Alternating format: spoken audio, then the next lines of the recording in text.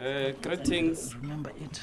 So for some of us, it's an exercise in recollection, but yeah, it must just be more than that. So yeah, I'll read out my recollections.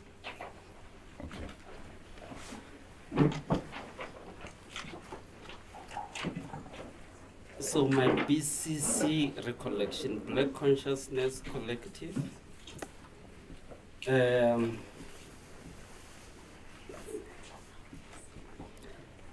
So it emerged from angst, the anxiety of being, the quest for being, not from a plan. It emerged from individual students with a shared sense of reality in space.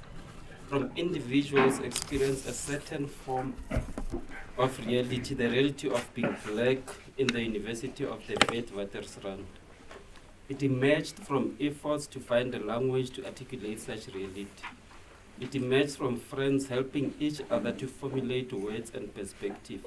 Finding the language and formulating perspective involved a lot of discussion, debate, reading, engagement.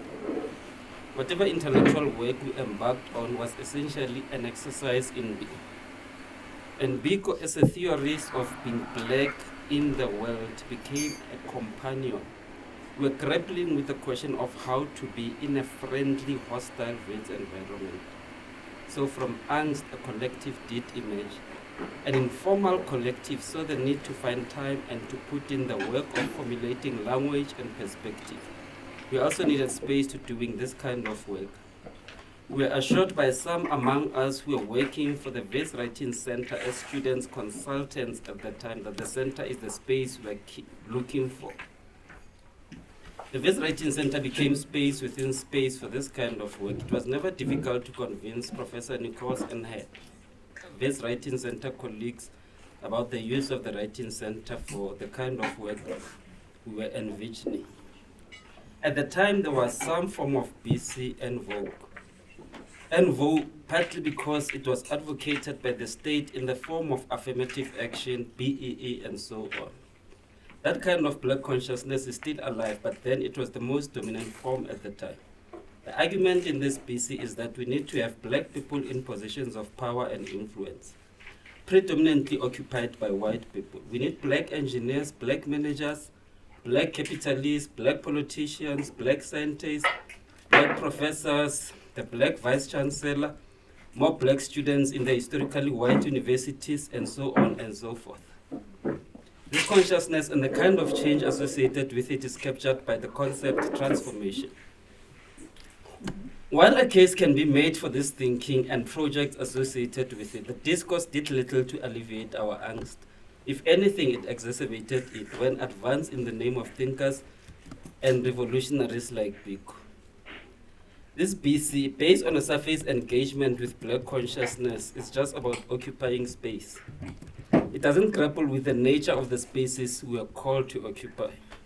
So the angst persisted, but this was a productive angst insofar as it fired us to wrestle with deep philosophical questions and embarked on projects that were meant to help us find answers, but also to gain perspective and language. Biko played a big role in this quest, hence the name Black Consciousness Collective. But there were many other black and white authors we worked with, engaged, and abandoned. I won't go there in depth, but just imagine Biko taking you to Foucault. Within a Eurocentric curriculum, the reverse is often the case. It is Foucault who must provide you with a theoretical framework. We were happy to collectively, the six of us, embark on a voyage of being that called for the kind of critical thinking that the university paid lip service to. But we also saw the need to share whatever ideas and perspective formulating with the wider university. Our first attempt at that was a response to the question that we posed ourselves. Is black consciousness relevant? We put some posters up, invited people, and the turnout was beyond our wildest expectations. The place was filled to the rafters. Me and a fellow BCC, Mbongisi, had a go at the question. My response: black consciousness is a critical, relevant, and liberatory angle of vision. I will share a snippet, maybe more than that, from the presentation, which was subsequently published with South African History Online. So from the presentation, parts of the presentation. So where the liberal sense of freedom is defined in terms of freedom to participate in institutions and structures, as in being a learner in a university, if you so wish, and studying a course of your choice, because notion of freedom is more radical and substantive. It challenges us to go beyond issues of access and participation in a conventional sense. It challenges us to think ontologically and inquire, what is the nature of the reality or knowledge you are meant to access and participate in? Because vision also challenges us to think epistemologically and how do we come to know and accept that reality or knowledge as valid? Black consciousness furthermore challenging us to grapple with the question of power. Who defines the reality or knowledge presented to us, and whose terms are we supposed to access and participate in that reality? Thus, it is not just about who is learning and who is teaching in the university. It's also about whose knowledge, whose values, whose traditions, whose ideas, whose myths, whose experiences are captured in the prescribed reading and the recommended text, as well as in the broader curriculum. There is a growing awareness that what passes for knowledge is, for the most part, legitimated by power. Knowledge doesn't legitimate itself. The knowledge that has passed for superior knowledge in South Africa has historically been legitimated by colonial powers. This knowledge has in turn been used to determine and test what is acceptable in institutions of higher learning. Through these processes of testing and determining the acceptability of knowledge claims, Black intellectual traditions have been marginalized. It is these realities that Biko was critical of when he said that Black consciousness seeks to demonstrate that Black is not an aberration from the normal, which is white. Thus, to Biko, freedom starts with the realization and angle of vision that Black is not an aberration to whiteness.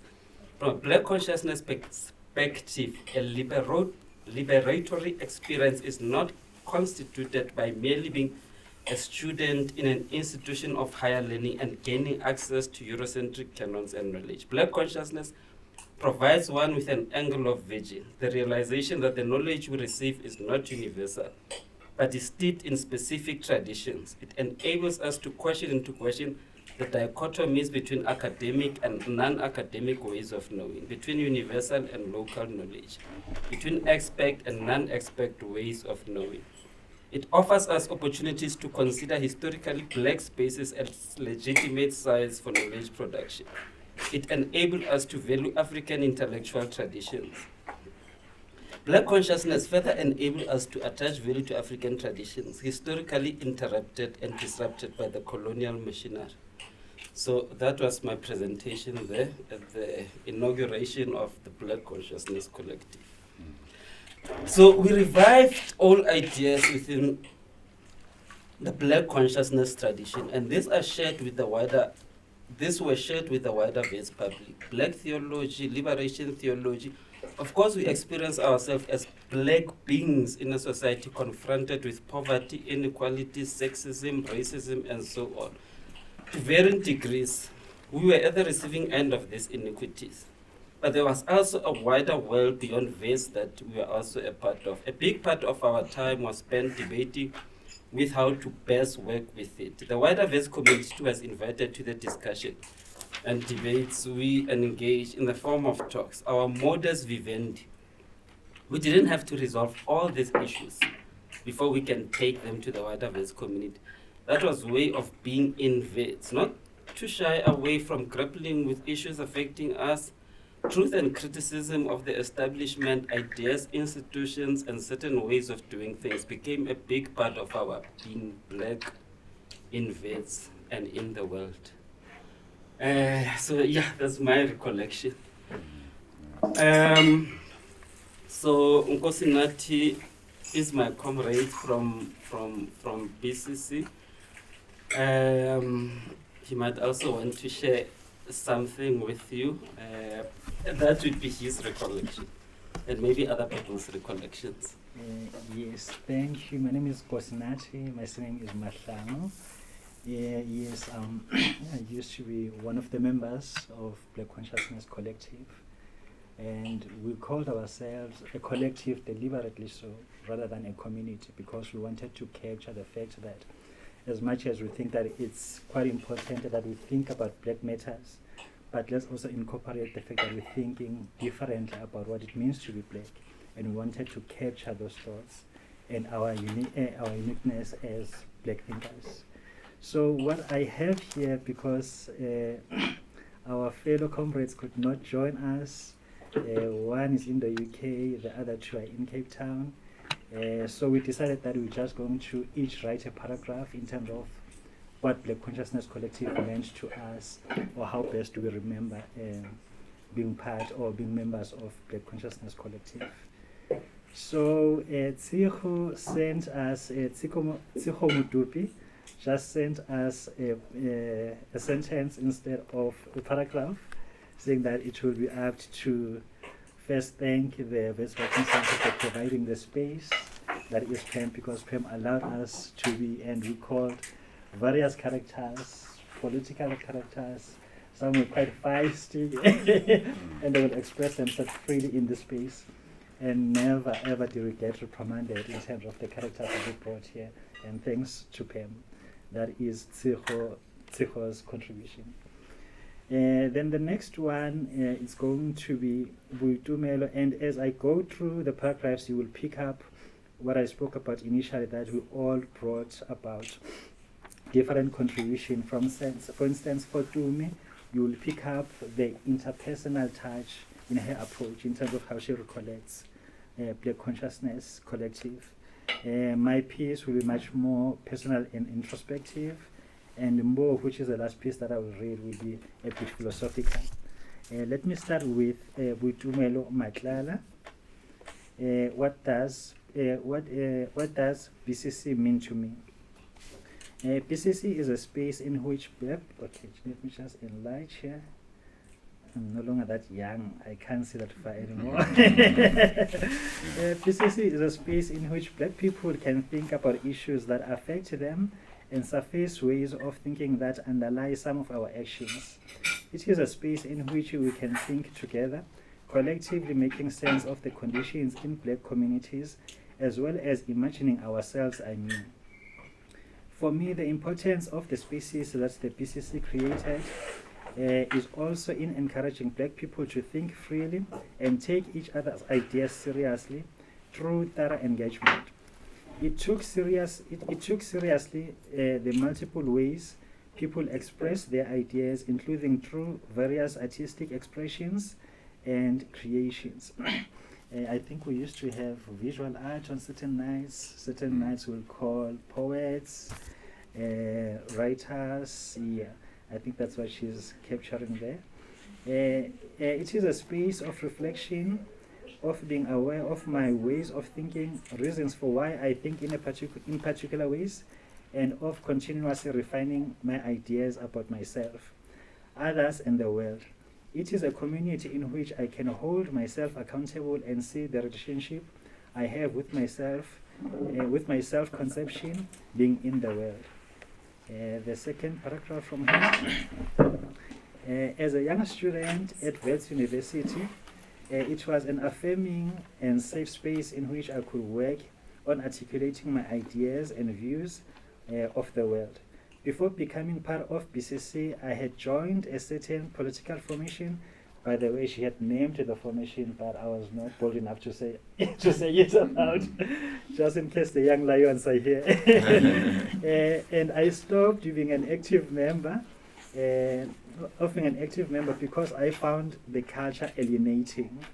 I thought that was important to capture this part, since we're speaking also to a new formation.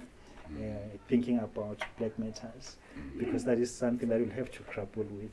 In fact, I have a bit of a note that I made there that I'll go through at a later stage. What made me immediately love BCC as a young student was the sincerity with which people engage each other's views, the respect that I felt in the space, and the love I saw for the well-being of Black people, and the desire for a world with a more human face So to recall people. So that is Doomsa's take.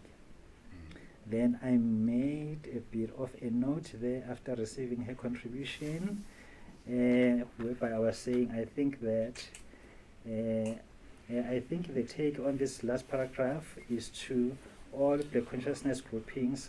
We must think about how accommodating are we in terms of be it class, politics, culture, language, status. The status part, I think what I had in mind here was, being in an academic space, we tend to think ourselves as elite, special. So you must ensure that as you create these Black consciousness spaces, you must ensure that there's accessibility without inheriting that elitism as such. That's a critique that Mkutama used to advance against us a lot, that we just armchair intellectuals, we just speak amongst ourselves rather than being relatable to people in general, the same people that we claim that we're thinking about, that is Black people. Also gender, of course, and sexual orientation. Yes, I think that should be the last part on Doomsa's take. Then this would be what Black consciousness meant to me. That is Nkosinathi Mahlangu. Coming from a Christian background as a young man, this I thought was indeed the guiding light to humanity and indeed to my life. Thus I dedicated my life to model it to be the best servant as possible as I could.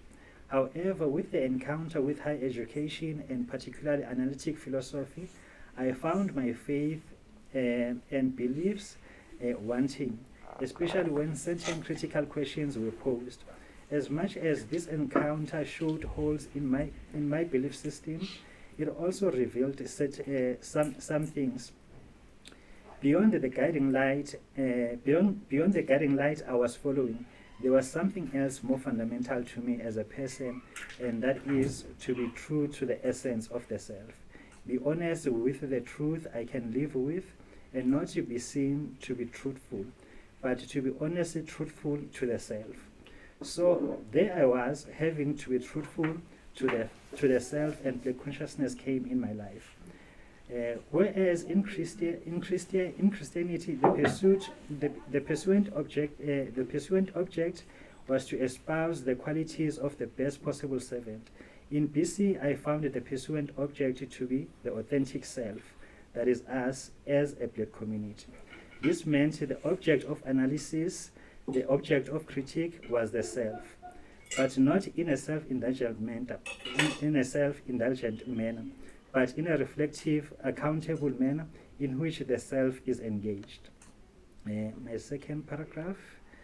So, whereas in Christianity there is a duty to be followed, in academia there's an object of study or a phenomenon to be understood, described, and there are tools to go about doing so. The two could be externalized. However, in BCC, the object or subject of study is oneself, and the best tools are innate, endowed in one through self-reflection. So the tools of analysis and the object or subject being analyzed lies within the self. This is what BCC meant to me, a life of critical engagement with ourselves as a people through self-reflection, accountability to none other than ourselves as a people, that is Black people. That is how I recall Black Consciousness Collective. Now I'm going to Mbongisi Janji, recollection of BCC, which is going to be the last paragraph. What is BCC to me?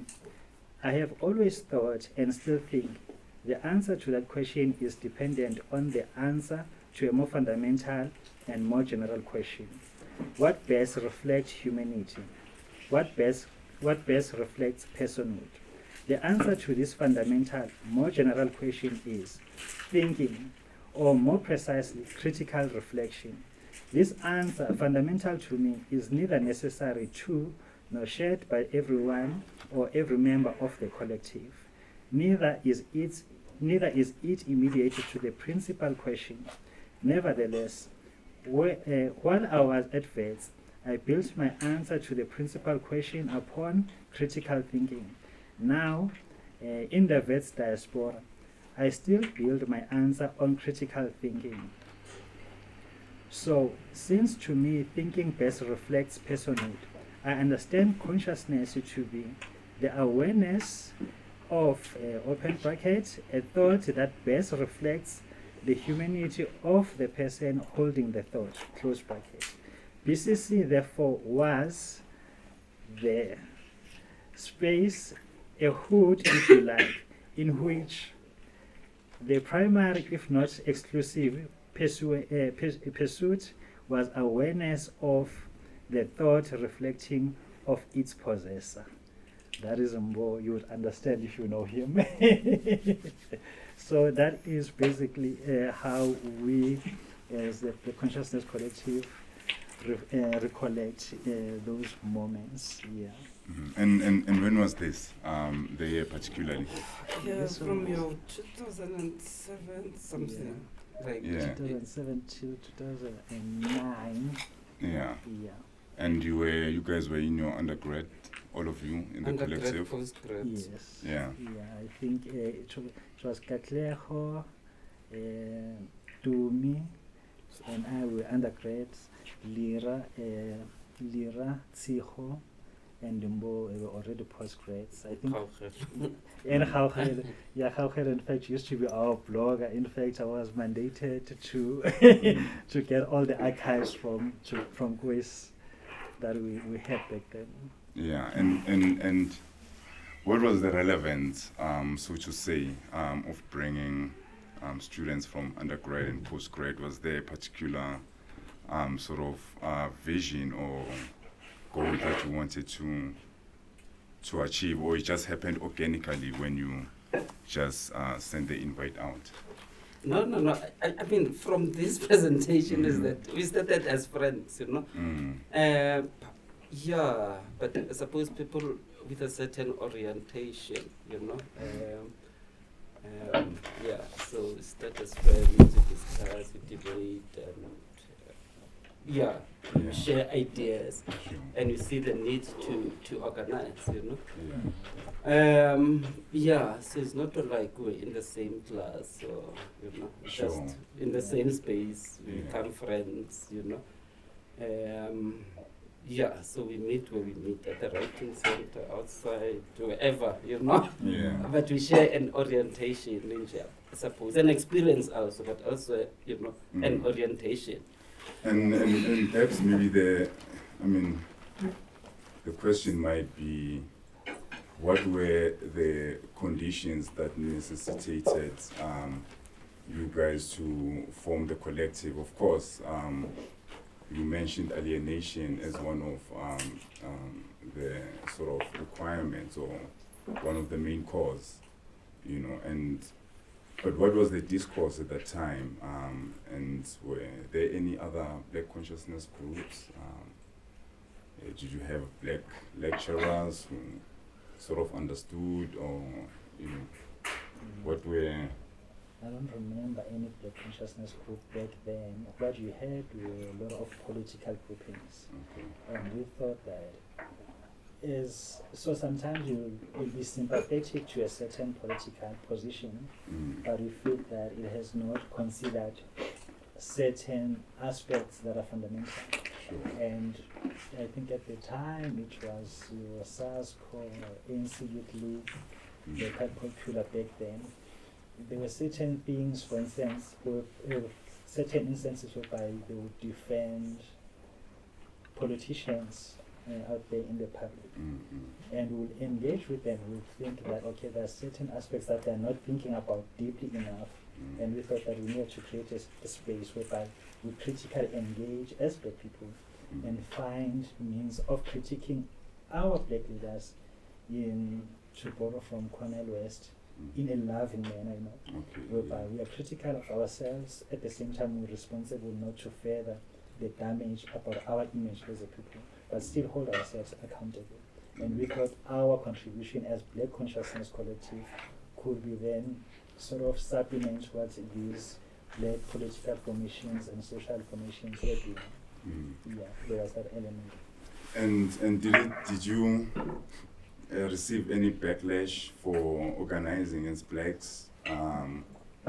You know, of course, in a liberal democratic sort of country, you know, there is always a constant questioning whenever, you know, black people seem to want to gather together. Did you guys come across that in any way? Was there? I mean, we ourselves also wrestle with it. It's not like we took that question for granted. Yeah, and it was a question that it came up, maybe not so much a backlash, but it's a question that came up all the time, you know. So I suppose we also resolved it in our own way, you know. It's not like we're that closed off. Yeah. So when we have events like these events, you know, everyone would attend, you know. They'll like say, hey, white people can, Sure. you know, attend, you know, when we're discussing the relevance of black consciousness or whatever, you know. Yeah. So, but obviously, so we had that modest vivendi that we spoke about, you know. So we had events where we invited everyone, but we have spaces for ourselves, right? Yeah. So we kind of resolved it, you know. Yeah, but obviously the writing center allowed us, you know, to be able to be in the space on our own. Yes, there wasn't much of it, and I guess it comes from that a bit of class into it, right? Being in a university, it protects the space itself, because you amongst thinkers, people who are much more willing to engage, which I doubt that it would have been the same if you're outside the space, outside these walls. Yeah. Probably for the later generation, because they took it outside the walls, you know, the forest. Yeah. Yeah, probably that's why there was more of a backlash for them compared to us. And which is again that critique that the time I used to advance against us, that we armchair academic type of people. And we thought that was important, though, that someone must do deliberate thinking and deeply so about black academia. It does not have to be so popular as such. It does not have to have this social impact. But let us have black thoughts. Someone that is thinking deeply about blackness. Yeah. I'm thinking one of the reasons why we, you know, started forming a black Praxis. Mainly it was to sort of create a black intellectual network. We found ourselves in a situation where, in retrospect, looking at the situation in the university, black students, after they are, you know, finishing their degrees and so on and so forth, and going to the marketplace or the job marketplace and stuff, there seems to be a lack of continuity or a lack of how can I say, contribution towards you know, knowledge production of black people in the academic space. So this for me was very something that is troubling. How is it that in a country where the majority are black African, we fail to have a black think tanks, so to say, you know? Always we have to complain about being alienated in these spaces. And there seems to be there's not much dialogue between a student from politics, a student from engineering, a student from the sciences, a student from education, or, you know, which is considering the socio-economic situation of black people in this country. I felt like it was a disservice, so to say. What are the main reasons for us to come to the university? Is it only to go and, you know, to study, then go and work? which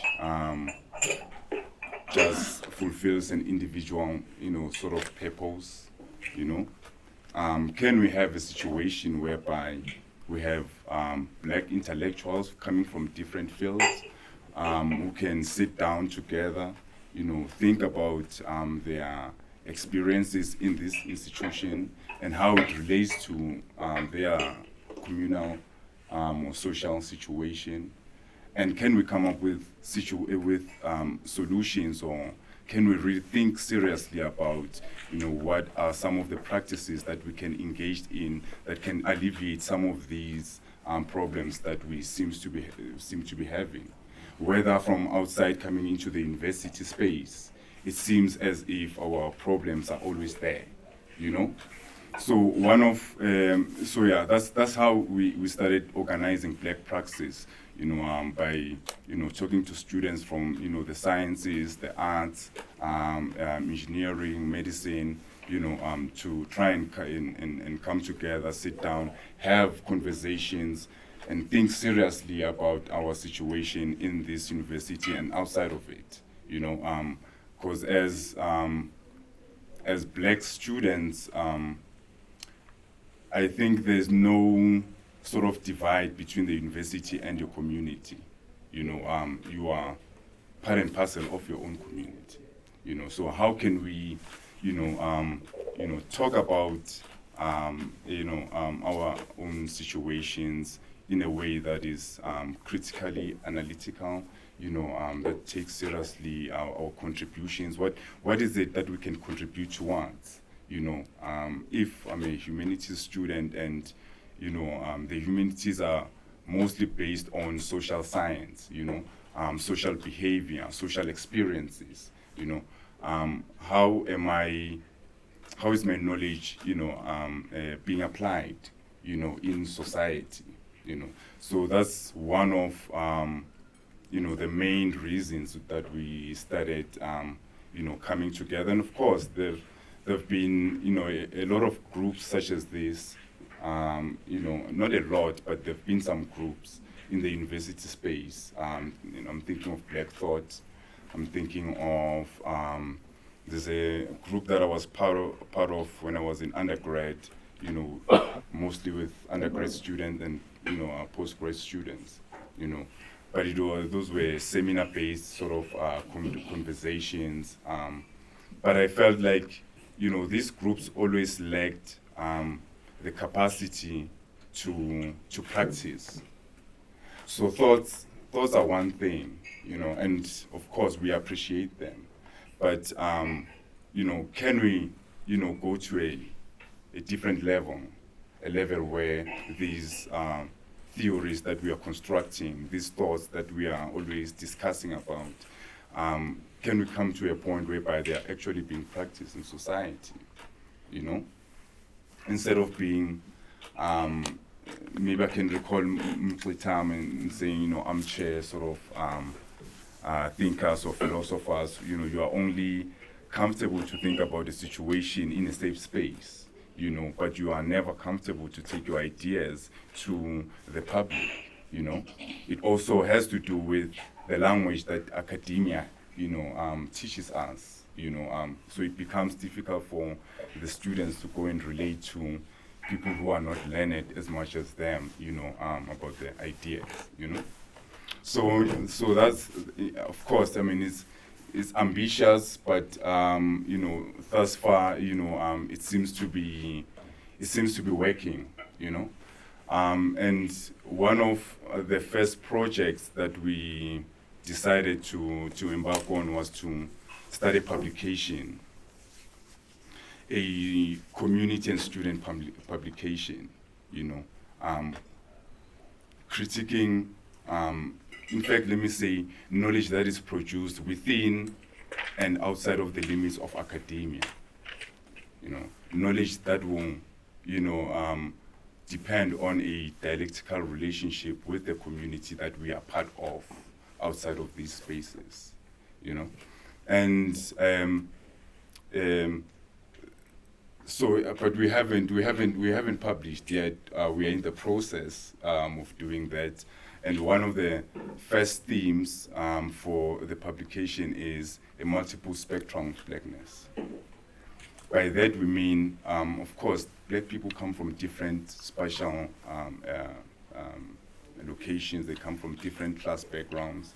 They come from, they have different sexual orientations. You know, we speak different languages, and all of. We want to encapsulate all of those experiences within mediums such as photography, art, business, technology, engineering. You know, African indigenous knowledges and how they relate.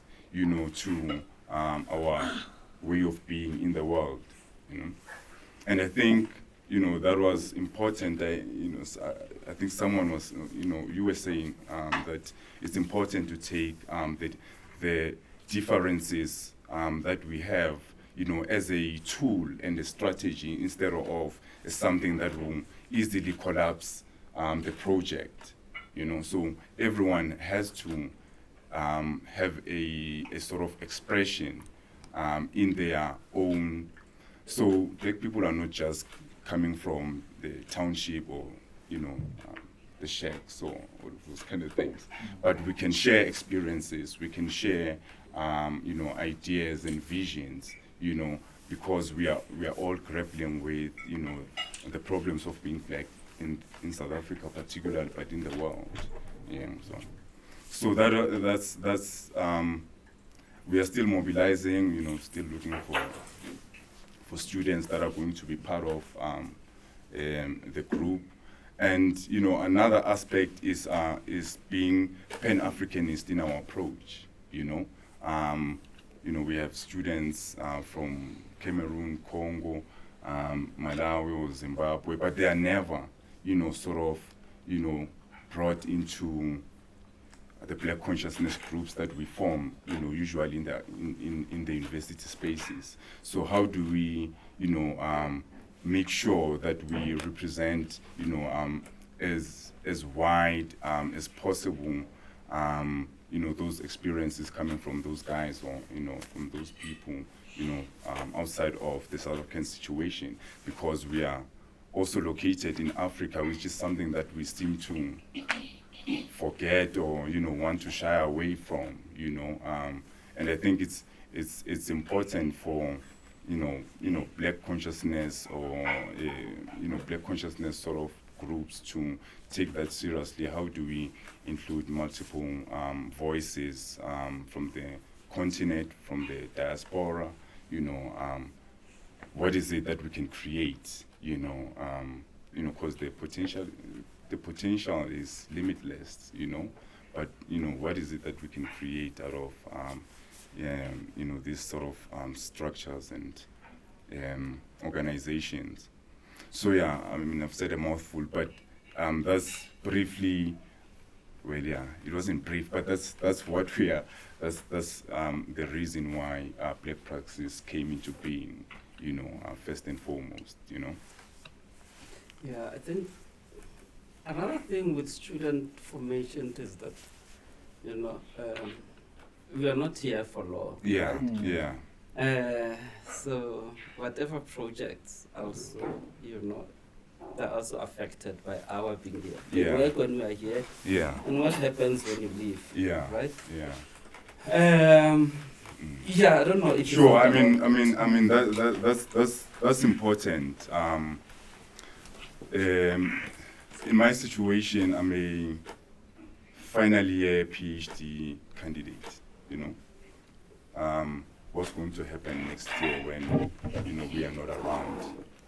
So it's important to, whenever it is that, whenever we are thinking of building organizations or movements, we have to take into consideration the longevity of these movements. And as I said, looking at previous black thought groups, I think that was lacking, you know.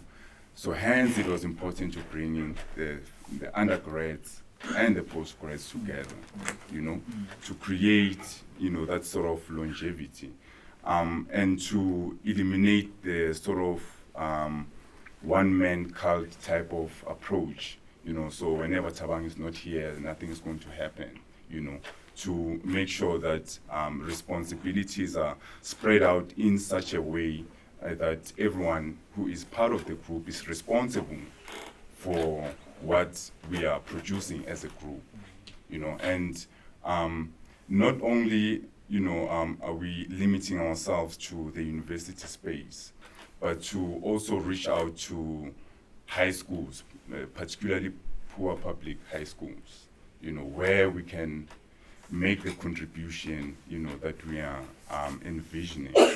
That will, we hope that will create this lasting effect or this continuity that has been lacking for so long.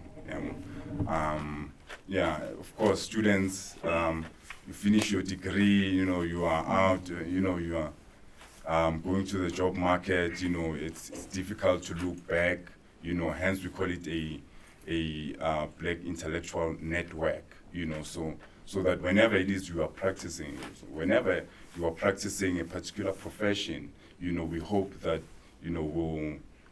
that profession will, contribute something to, the Black Consciousness group. And it also stems from, I might be wrong, but I know that SASO had leadership workshops, so that whenever this crop of leadership, if they happen to, get arrested at some point, or someone dies, or whatever the situation might be, there's another layer of leadership that's already, that was already being trained and being part of the process. And so it's, taking those sort of approaches and learning from those groups, to want to create a continuity as well. Yeah, definitely continuity is quite important. And I was thinking, back in the day, we used to discuss a lot about negritude, whereby here were these young boys and girls who came together from different backgrounds. Yeah. They were in universities. They started this formation, negritude. Yeah. The likes of Amisis, they became huge characters in academia. Lerato even became a president. Yeah. And that negritude movement, it's still intact in terms of what they left, in terms of their academic work. Yeah. So it's a critique in terms of us that came after. Why have we failed to do the same in terms of continuity? Then the issue of praxis that you touched, it used to be a huge debate even back in our days. We were of the view that as much as action is important, of fundamental importance to us was, let's think about the action that we engage in such a way that we can see it through prior we engage in an actual action itself. Yeah. Because sometimes you engage in certain actions, however they end up defeating the same purpose that you're trying to attain. So that's why we felt that we were much more comfortable with the discussion, the armchair position, compared to having social impact or political impact. But ideas are important, no doubt about it. I think, that's why we are here, most of us. Ideas are important, but as I said, and it's not only a critique, but for us it becomes a learning curve. So for you it might be a critique. For those who are coming after, it might be a learning curve. Okay, how did these guys, organize themselves? What were the aims? And objectives, and where did they lack? And can we learn from that? So that's the kind of approach that I think is beneficial. And if after 5 years or 2 years there's another formation, a black formation like this, I think I would like them to also learn. We are not perfect. We are trying to create the best possible structure for black students and the community. So if this formation comes up after 2 or 3 years, I think it would be great for them to sort of learn from what we've been doing, and the shortcomings, the lack, the successes, and so on and so forth, so that these groups may keep existing until the revolutionary agenda at least has been fulfilled. But it's important to don't be too hard on yourselves. Because we are learning from that as well. Okay, thank you. Yeah. We can open the platform. If you have any comment, question, recollection, feel free. Yeah, thank you. Thank you for sharing. I think it's quite enlightening to the kind of ideological, philosophical, and conceptual kind of orientations you guys are moving through. I think the more you guys had spoken about, I think to me, a kind of dissemination of these ideas. The first kind of main idea that kind of came to me was actually like the kind of function of Wi-Fi when it started, right? So like, I mean, like I'm still like a bit too young to kind of to be fully, but like one of the kind of main ideas of like Wi-Fi was to think, or was like to give platforms for people sonically, right? Yeah, so the kind of idea of like oral literature in marriage with a kind of like sonic presentation, right, provides a platform to think ideologically for people who don't have access to the university, right? So like if you think about sound, right? Sound, like buildings, apart from soundproof buildings, can't necessarily physically hold sound, right? And so like sound then becomes a method of operation to sharing and to disseminating all of these knowledges, right? And so therefore then for me it isn't about politics, or like the political realm isn't necessarily the center, but actually it's always been the sonic, right? So like the sonic is always kind of in the thread that ties creative practitioners, artists, thinking about video art ensemble. Even now, like Chimrenga is based in Cape Town. Get that's just like based here. Sound as a platform is still kind of, but then also like Wi-Fi. But then like what I'm saying is like, are you guys interested in thinking about sound and the sonic as a proposition to disseminating these ideas beyond the institution? So like, I mean like, focus like, like there's like this kind of tradition about like getting like tracks, compilations on like CDs, like sharing that, right? Like people have got PCs, people have got sounds, but like, and the lyrics in those sounds, or like as far as out there came, is literature, right? So like, why can't that be shared? Yeah, well, let me. Sound is very much important to the Black experience, and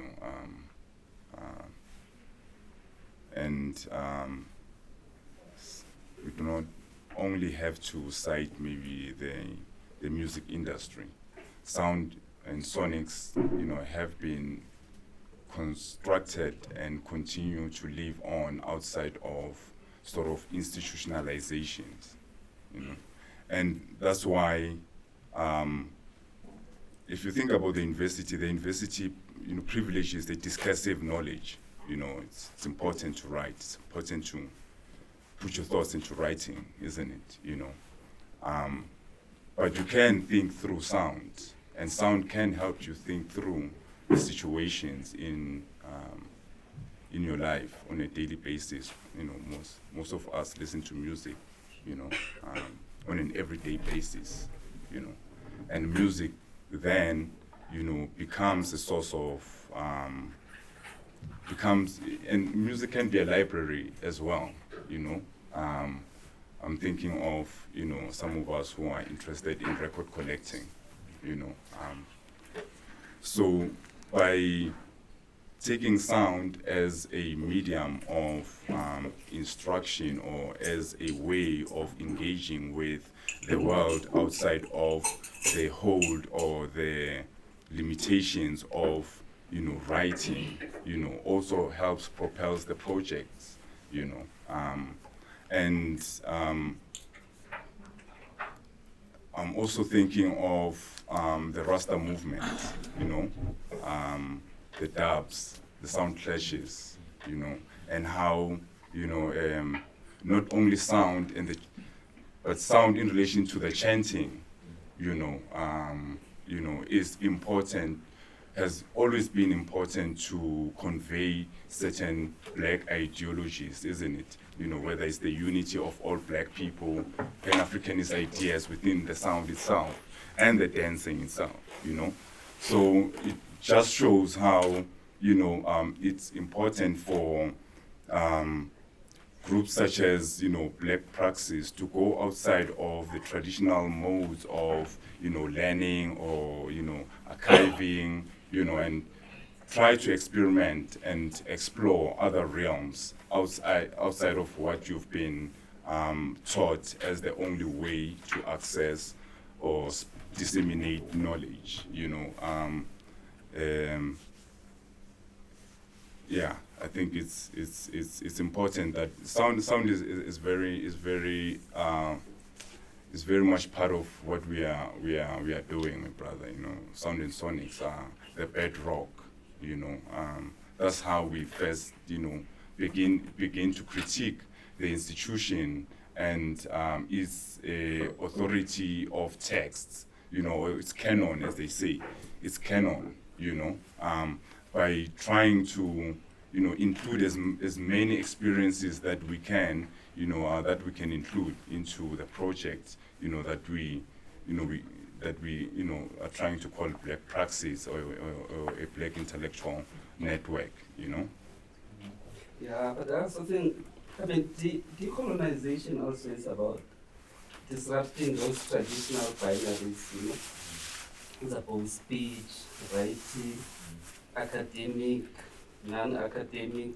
For me, breaking those traditional barriers, which can be very hierarchical, oppressive.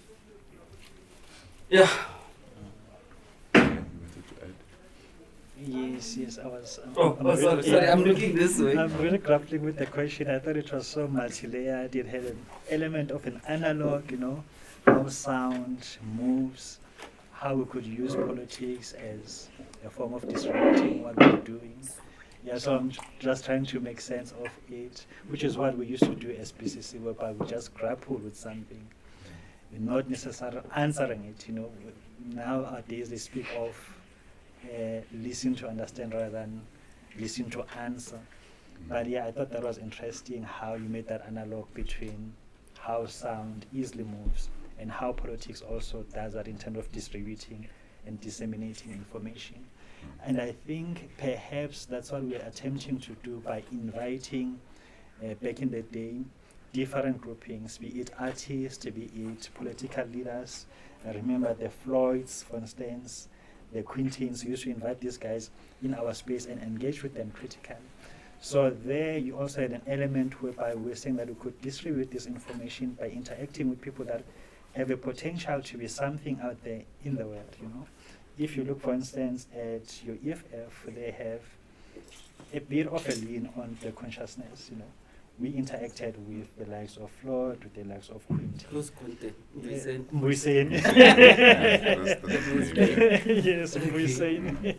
Yes. So, yes, sound. Yeah, indeed, it does distribute information, but so is interacting with artists or also certain characters that are going to go out there in the world and become something that we can never imagine. Yes. In the past, I've actually missed this and I wrote down a lot of that, but I want to ask,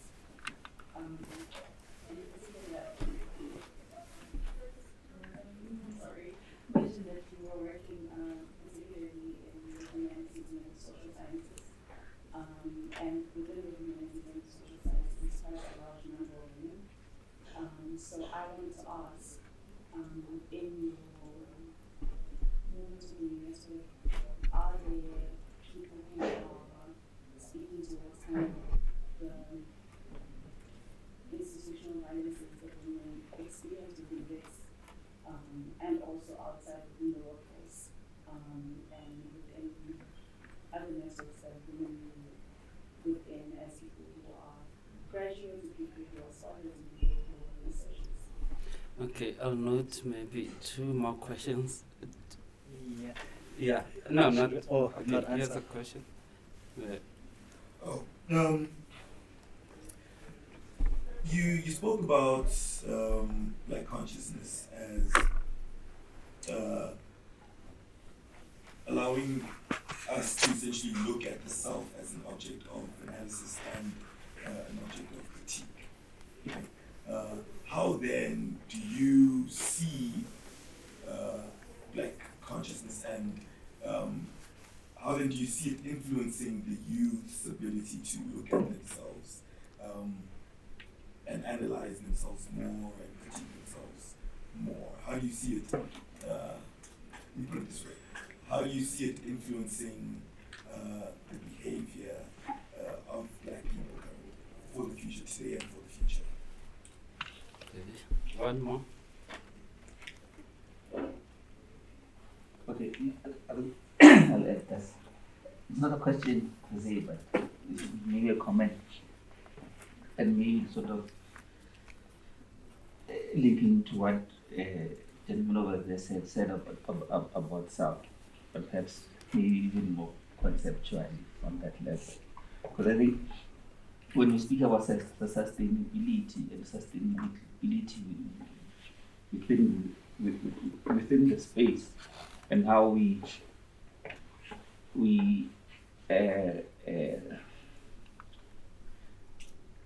grow within thinking and grappling about issues of Black consciousness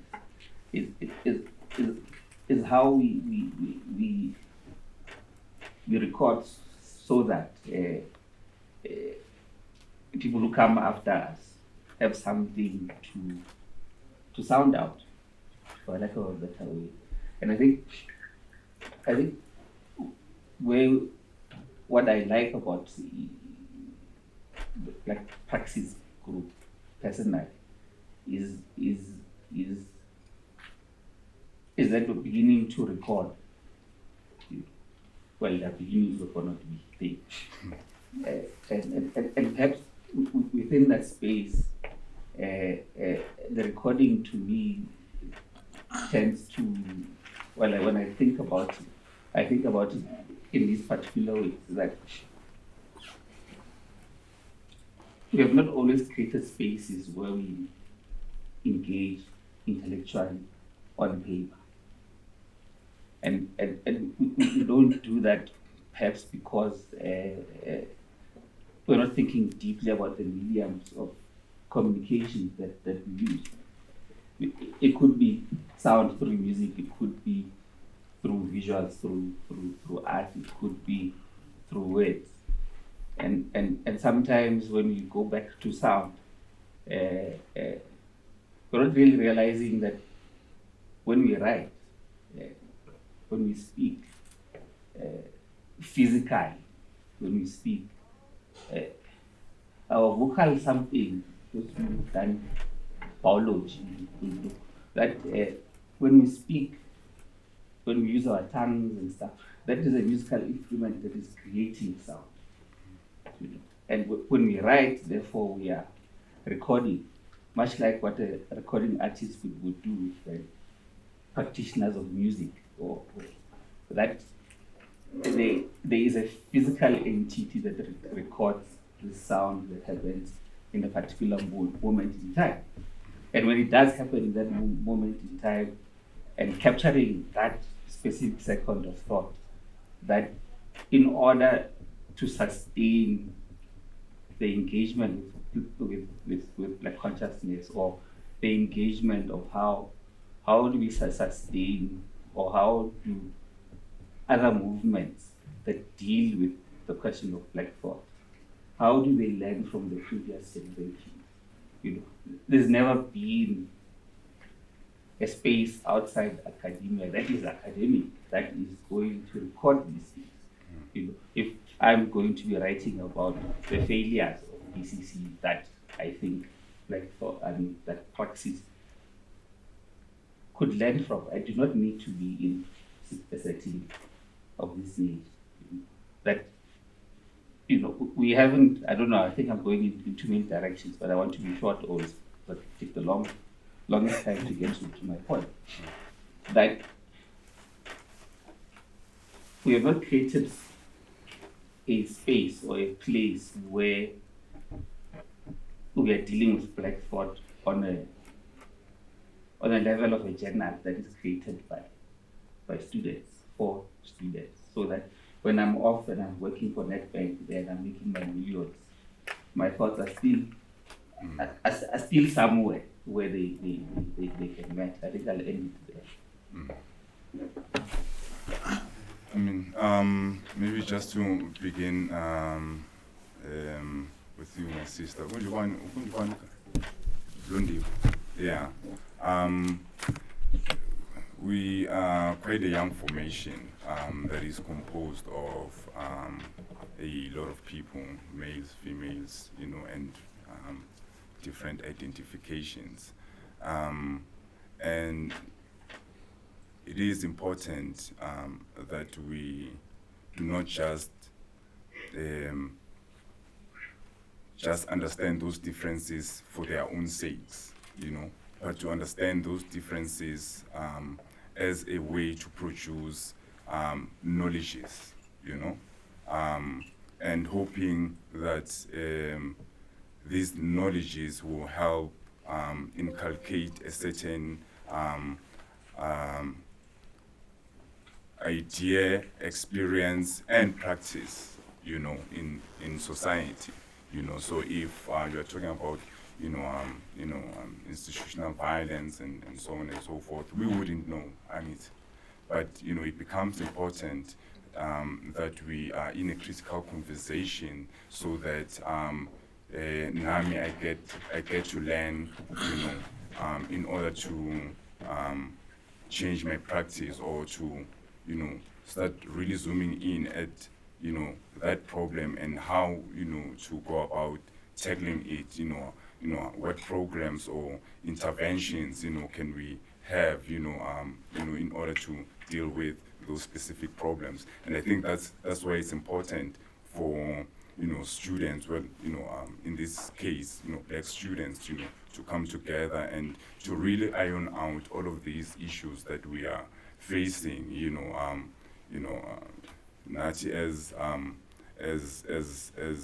males, we have our own, you know, understandings of patriarchy that we should be dealing with and understanding, and so that you also can be informed about, you know, these experiences that you wouldn't otherwise, you know. So I think it's important to be in these sort of groupings and movements, you know, so that we tackle, you know, all of these experiential sort of issues that we are facing on an individual basis, so that we can try and eradicate them on a collective, communal basis, you know. The same goes with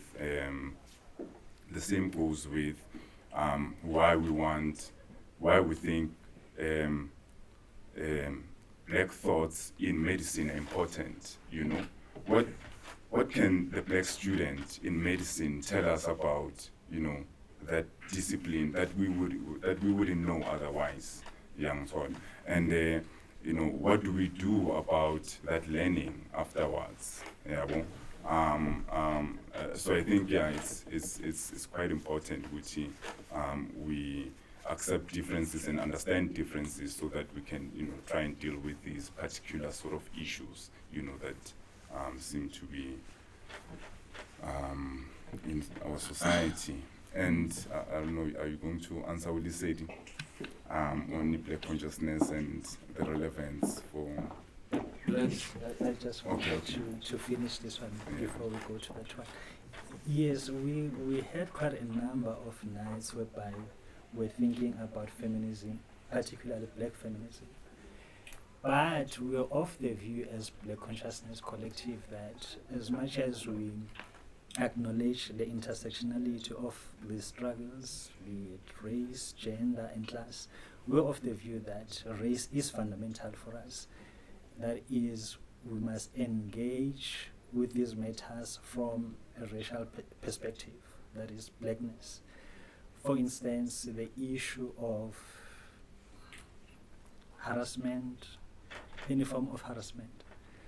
We're of the view that as much as it is gendered, fundamentally there's a societal or socialization element of it, whereby as a black man, and bell hooks was huge back in our days, as a black man, most of these toxic behaviors we adopt them because we are rewarded by our female partners, right? The bad boy, at least in our generation, used to be the shit, so to speak, the bad boy, right? He's the one that is the in guy, the bad boy.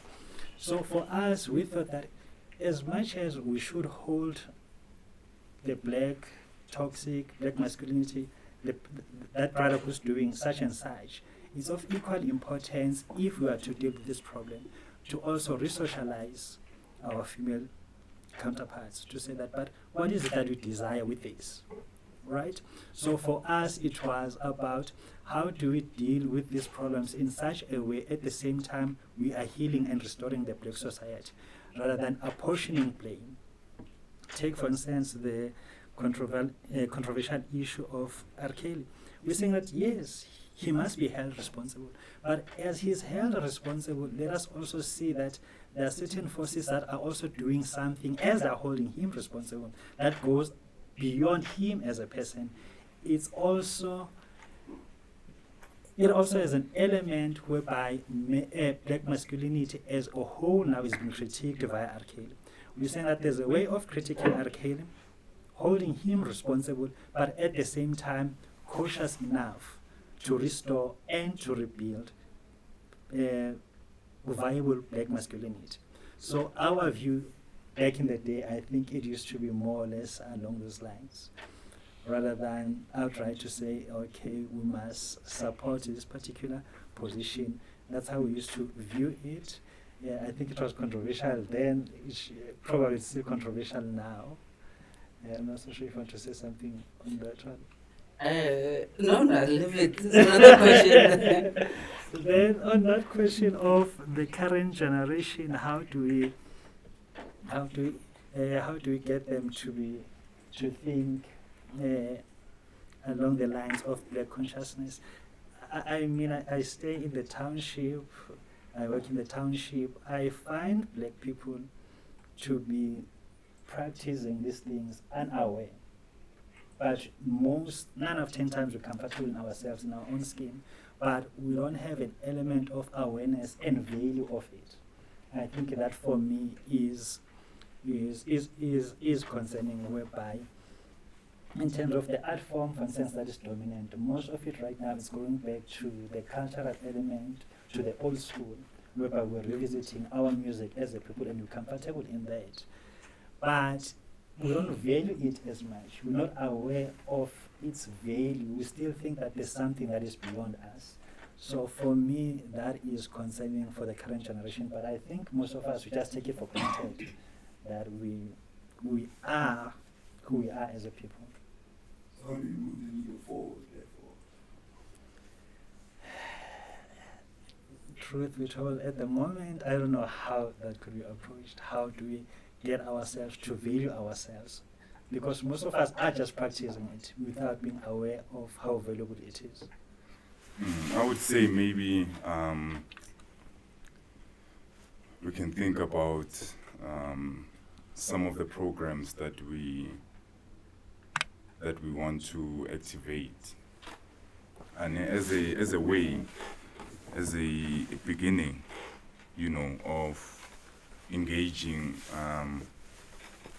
Hence high schools and primary schools are important for me.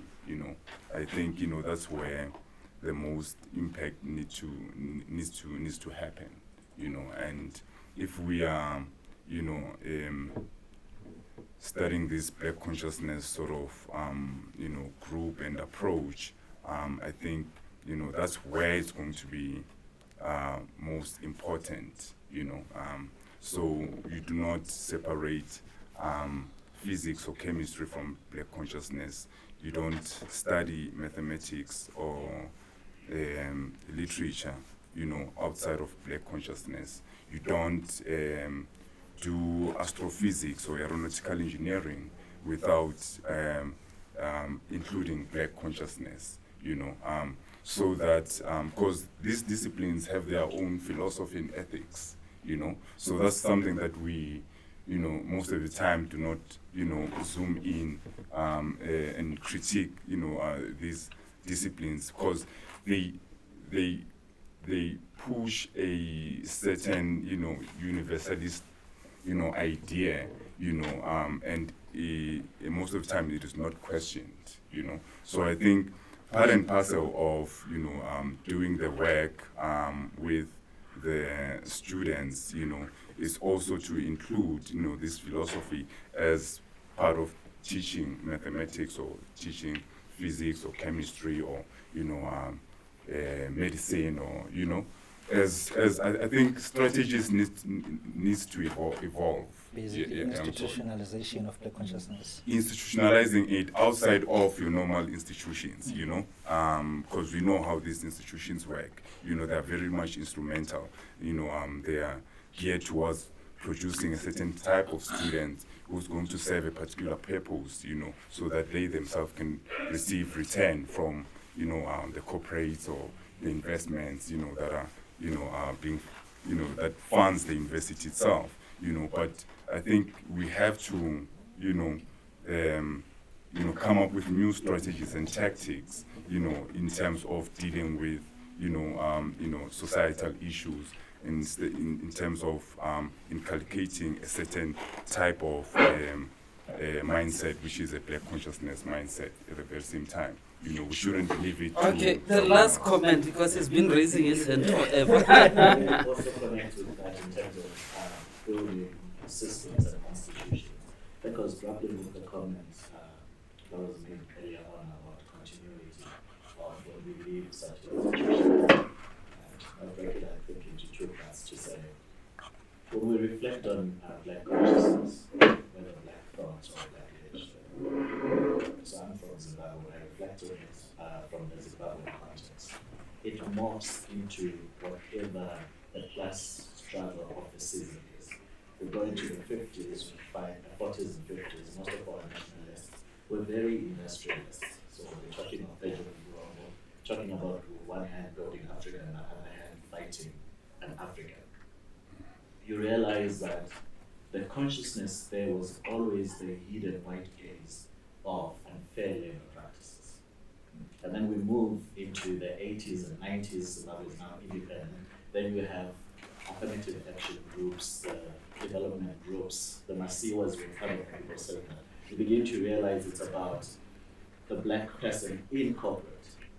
And then when you move later on, you find there's a period where you find it's very much religion, where it's almost as if, lack of a better word, the prep boys who have been saved with missionaries and are feeling like, we do the same work, we do the same job, but why are we called lay preachers? Why are we not having missions? Only a select few are sent into the diaspora to become theologians, and then wait towards independence, we make you a cardinal, we make you a bishop.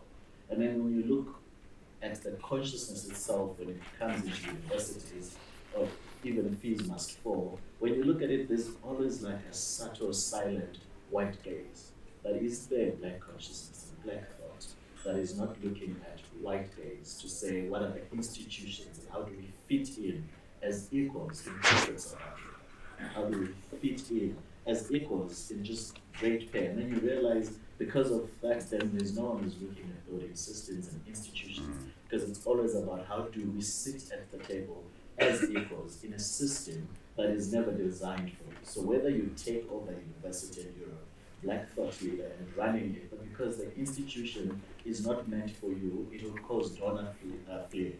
And then when the donor flights, then you're out. It's always a glass cliff for black folks in South Africa. When there's a mess, then they come in.